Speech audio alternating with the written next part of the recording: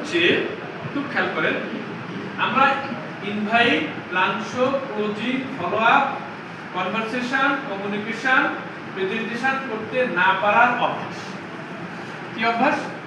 আমরা সবাই ইনভাইট করতে পারতেছি না, এই যে একটা অভ্যাস। আমরা প্ল্যান শো করতে পারতেছি না, আমরা কনভারসেশন মানে মানুষের সাথে কিভাবে কথা বলতে হয় এটা আমরা পারতেছি না। মানে কি, আমাদের অভ্যাস নাই। আরেকজনের সাথে কিভাবে কথা বলতে হয়, আমরা কমিউনিকেশন, যোগাযোগ করতে পারতেছি না। মানে এই অভ্যাসটাই আমাদের মধ্যে নাই, যোগাযোগ করার অভ্যাসটা।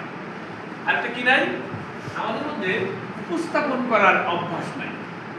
এই যে অবদুল্লাহ সাহেব কত সুন্দর করে কথা বললেন, খিয়াও মোটামুটি চেষ্টা করছে কিছুটা, এখন প্র্যাকটিস করতেছে। এই যে প্র্যাকটিস করতেছে, এই কারণে কিন্তু একটা সময় সেও ভালো প্রেজেন্টার, উপস্থাপক হয়ে যাবে। শুধু স্টেজে কথা বললেই উপস্থাপক হওয়া যায় তা না। আপনার বাসায় একজনের সাথে আপনি কথা বলছেন, দুজনের সাথে কথা বলছেন, এটাও একটা উপস্থাপন। এই বিষয়গুলো যখন আপনি শিখে যাবেন, অভ্যাসে পরিণত করবেন, তখনই এই যে বড় করে লেখা হ্যাবিট চেঞ্জ হবে। যখন আপনার হ্যাবিট চেঞ্জ হবে, অভ্যাস পরিবর্তন হবে, যে অভ্যাসটা এই কাজের জন্য দরকার, তখনই আপনার সাকসেস হবে।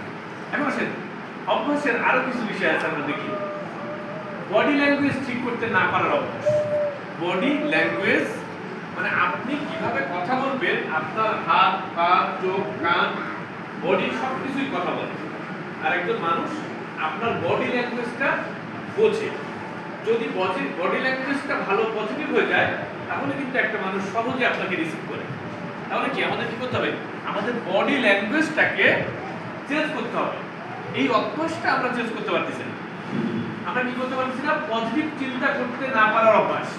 আমরা সবাই নেগেটিভ চিন্তা করতেছি বারবার, কিন্তু পজিটিভ চিন্তা করাটাও কিন্তু শিখতে হয়। এটা একটা অভ্যাসের ব্যাপার। তো আমরা যদি পজিটিভ চিন্তা করা অভ্যাসে পরিণত করতে না পারি, তাহলে আমাদের সফলতা আসবে। তাহলে দেখেন, সৎ কথার ভুল কথা কি দাঁড়াচ্ছে? আমাদের অভ্যাস পরিবর্তন করতে হবে। এই অভ্যাসগুলো পরিবর্তন করেন, দেখবেন আপনারা ভাবতেছেন যে আর কোনো লোক জয়েন করতেছে না, কোনো প্রোডাক্ট সেল হচ্ছে না, কেউ আমার কথা শুনতেছে না। আসলে এগুলো কোনো বিষয় না।